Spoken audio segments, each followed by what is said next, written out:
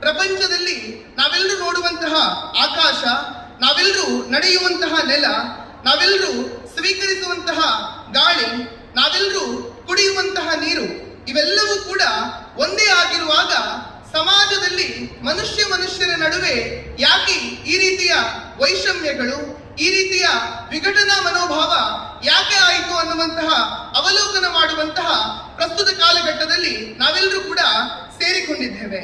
ನಮ್ಮ ರಾಷ್ಟ್ರ ಭಾರತವು ಇಡೀ ಜಗತ್ತಿಗೆ ವಿಶ್ವಶಾಂತಿಯ ಸಂದೇಶವನ್ನು ಕೊಟ್ಟಿರುವಂತಹ ರಾಷ್ಟ್ರ. ಅದು ಮಹಾತ್ಮ ಗಾಂಧೀಜಿಯವರ ಅಹಿಂಸಾ ಮಾರ್ಗವಾಗಿರಬಹುದು, ಬುದ್ಧರ ಧಮ್ಮಪದವಾಗಿರಬಹುದು, ಬಸವಣ್ಣನವರ ಸಮಾನತೆಯ ಮಾರ್ಗವಾಗಿರಬಹುದು, ಅಥವಾ ಸ್ವಾಮಿ ವಿವೇಕಾನಂದರವರ ಮಾನವತಾವಾದ ಆಗಿರಬಹುದು. ಇವೆಲ್ಲವೂ ಕೂಡ ಶಾಂತಿಯ ನಿದರ್ಶನಗಳು. ಆದರೆ ಇವತ್ತು ಇಡೀ ಜಗತ್ತು ಭಯೋತ್ಪಾದನೆ ಆಗಿರಬಹುದು, ರಾಜಕೀಯ ವೈಷಮ್ಯಗಳಿಂದ ಆಗಿರಬಹುದು, ಅಥವಾ ಜಾತಿಗಳ ಮಧ್ಯೆ ಆಗಿರುವಂತಹ ವಿಘಟನೆಯ ಮನೋಭಾವದಲ್ಲಿ ನಾವೆಲ್ಲರೂ ಕೂಡ ಈ ಜಗತ್ತಿನಲ್ಲಿ ತಲ್ಲಣವನ್ನ ಅನುಭವಿಸ್ತಾ ಇದ್ದೇವೆ. ಹಾಗಾದರೆ ವಿದ್ಯಾರ್ಥಿಗಳಾದಂತಹ ನಾವುಗಳು ನಮ್ಮ ಕಾಲೇಜಿನಲ್ಲಿ ಅಥವಾ ನಮ್ಮ ಸಮಾಜದಲ್ಲಿ ನಾವೇನು ಮಾಡಬಹುದು?